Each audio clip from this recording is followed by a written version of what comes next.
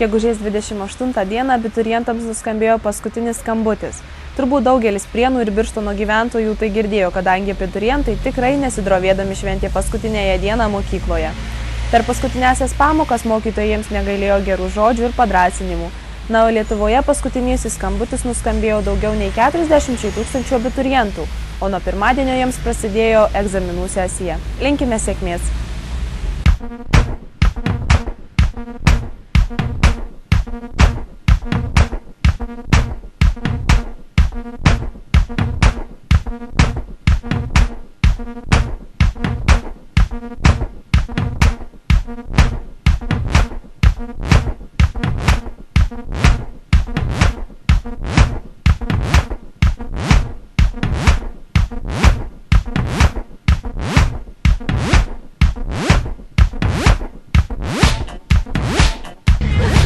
Kokios nuotaikos, kai tau skamba paskutinis skambutis? Gerai. Ko tikiesi iš tos šventės?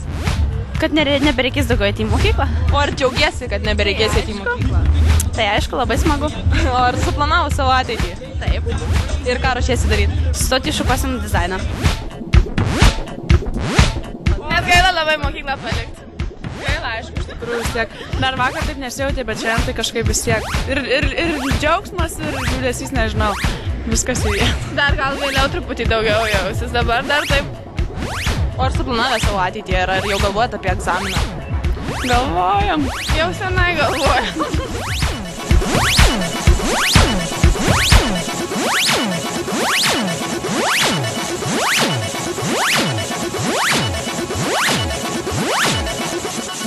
Puikios, tiesiog. Labai laukia iš to šventės. Taip, labai. Visus metus. Ar daug ruošėsi? Taip, žinoma, nesimato. Ar jau suplanavo savo ateitį? Nu taip. Ir ką ruošiesi veikti? Vykti į užsienį. O ką manai apie būsimus 12-okus? Ko jiems palinkėtum? Sėkmės gyvenime.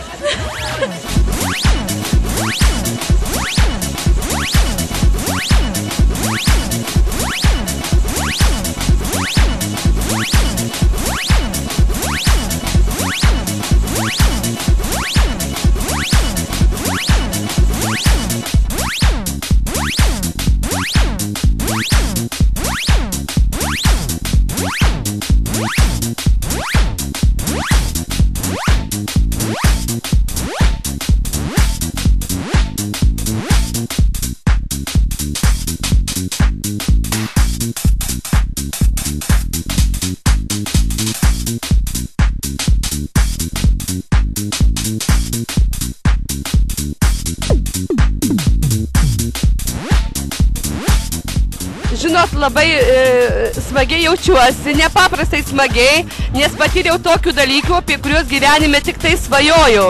Na ir labai gražiai atrodė Prienai, Birštonas, Nemunas iš paukšto skrydžio. Ir aš labai džiaugiuosi, kad mano vaikai tokie šaunuoliai, kad man suteikė galimybę tokių malonių akimirkų patirti gyvenime. Aš labai daug jau visko patyrusi per savo amžių, bet tai buvo nauja ir neišbandyta. Ir tai bus nepamirštama. Na, o kuo išskirtinė 86 laida? Nu, kaip matot, nepakartojami, kūrybingi vaikai, laisvi žmonės. Ir aš tikiu, kad jie gyvenime tikrai pasieks labai daug ko ir to, ko jie siekia. Aš jiems labai linkiu teisingo, tiesaus kelio.